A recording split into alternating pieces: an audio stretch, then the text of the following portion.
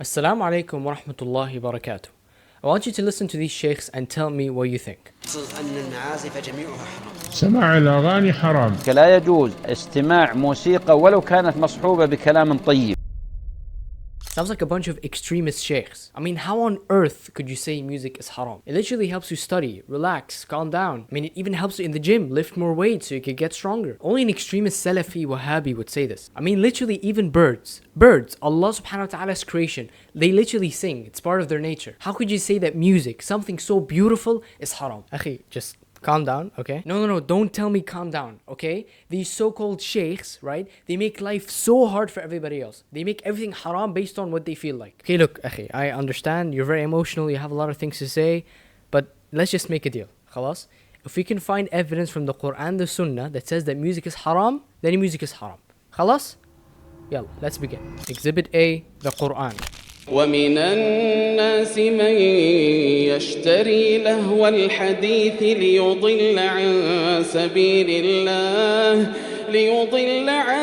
سبيل الله بغير علم ويتخذها هزوا أولئك لهم عذاب مهين. Now let's look at the tafsir of this ayah from one of the most famous, if not the most famous book of tafsir, the tafsir of Ibn Kathir. The reason why the tafsir of Ibn Kathir is so special is because he cites the words of the Sahaba and the Tabi'een and how did they interpret that specific ayah. So let us look. Abdullah ibn Mas'ud radiallahu anhu, when he was asked about the meaning of this ayah, he said, Al-ghina wallahi alladhi la ilaha illa huwa, repeating it 3 times. And it was not just Abdullah ibn Mas'ud who said this, it was also Ibn Abbas radiallahu anhu. And even one of the scholars of the Tabi'een, Al-Hasan al-Basri, he said about this ayah, نزلت هذه الآية في الغناء والمزامير.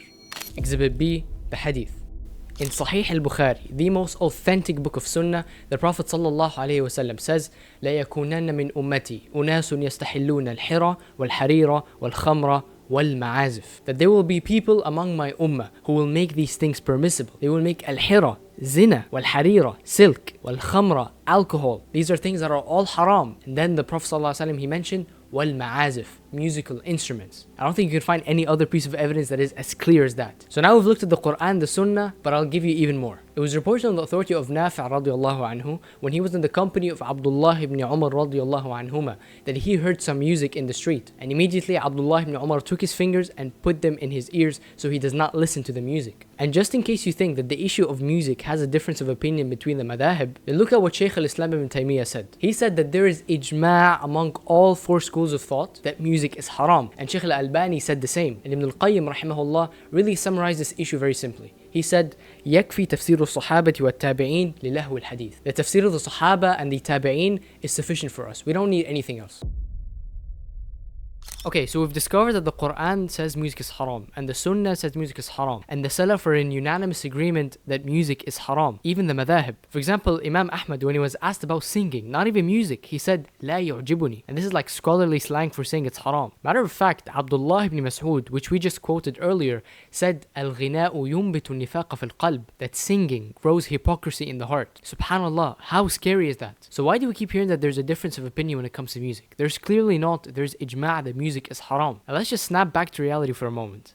The music that these people were talking about is completely different from the music that we have today. The music that we have today, the most popular, has vile speech, disgusting imagery, disgusting lyrics. It is haram 1,000,000,000%. I'm sure even the sheikhs that say that music is halal in modern times, they would say that this type of music is haram. So music is definitely haram, even if the words are good. Because at the end of the day, it is about opening the door of the shaitan. Look at the musical industry back then and compare it to now. Back then, it used to be a little bit more modest, a little bit more ethical, but things just keep progressing because you're following the steps of the shaitan. That's why I need to stop it, nip it right in the bud. And music especially is very, very dangerous because it's a really good vessel for other sins. SubhanAllah, you look at the places where music is most widespread, it's in clubs, in concerts, drugs are being used, zina is being committed. It's a really good vessel for other sins to take place. And also music is very addictive in nature. It releases a lot of dopamine in our blood. That's why many of us literally cannot go a single day without listening to some tunes. Maybe in the morning while going to work, maybe coming back from work, maybe in the gym while relaxing. And even when many of us feel sad or feel some type of depression, a lot of us don't go to the Quran for relief. We go to music. I mean, genuinely, when was the last time you felt really sad about something and decided, you know what? I'm gonna read Surah Qaf. When was the last time that happened? You probably instead open Apple Music or Spotify to listen to some tunes that make you feel better. And it makes you feel like, oh, this artist understands the pain that I'm going through and I love this artist. In reality, it's all false. And you're just building more and more attachment to things in the dunya. Keep in mind, we're talking about human speech versus divine revelation. The Quran, which is just literally a bunch of Arabic words, was able to change the hearts of billions. So why instead do you replace divine revelation with the words of human? And it's not even just like normal words.